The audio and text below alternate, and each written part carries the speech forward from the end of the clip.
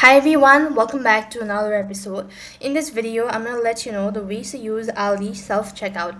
Now, if you're wondering how you can self-checkout on Aldi, then it's a very simple procedure.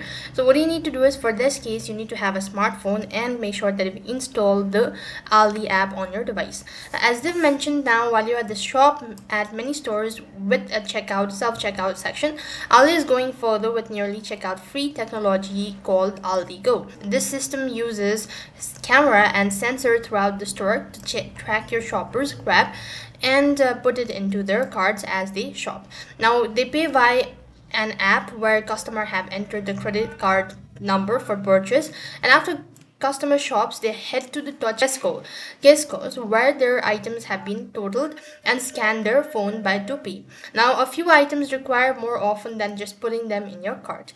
So you could just go ahead and follow these instructions, and with this, you'll have successfully self-checkout on Aldi. That's all for this video. I hope the video was helpful. Make sure to like, share, and subscribe to our channel. Thank you for watching. See you in the next video.